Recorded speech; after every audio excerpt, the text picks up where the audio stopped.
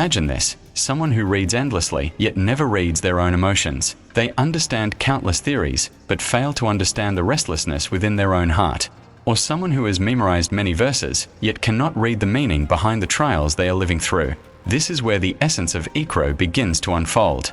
That reading is not only an intellectual act, but a spiritual one. When we read with awareness, we begin to see that life itself is filled with unwritten texts.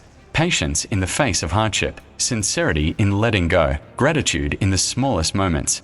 Have we ever truly paused to reflect on the very first word revealed to Prophet Muhammad, Iqro, which means read? A command that seems simple on the surface, yet in truth, it carries a meaning far deeper than merely reading words on a page. Because reading is not just about letters, not just about words, and not merely the movement of our eyes from left to right. Iqro is an invitation to dive deeper, to understand, to become aware. When we read, we often get stuck on the surface. We chase speed, how fast we finish, how many pages we cover, how often we open a book, but rarely do we ask, do we truly understand?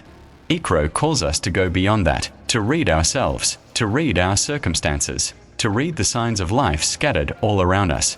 All of these are part of what we are meant to read, and interestingly, this kind of reading requires no book. It requires presence, it requires sensitivity, it requires honesty with oneself. Iqro also means reading with the heart, because not everything visible can be understood through logic alone. Some things can only be grasped when the heart is still. When we read with the heart, we are no longer just searching for information, we begin to seek meaning. And from meaning, wisdom is born. This is what is often lost in our time. We live in an age of information where reading has never been easier, yet that is precisely the challenge.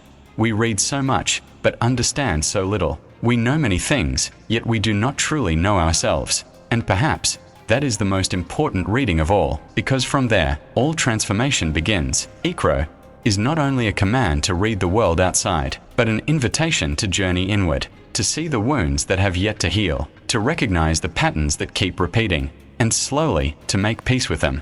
So when we hear the word read, don't just think of books. Instead, ask yourself, what is life trying to teach me today? What can I understand from the experiences I'm going through? And how far have I truly read myself?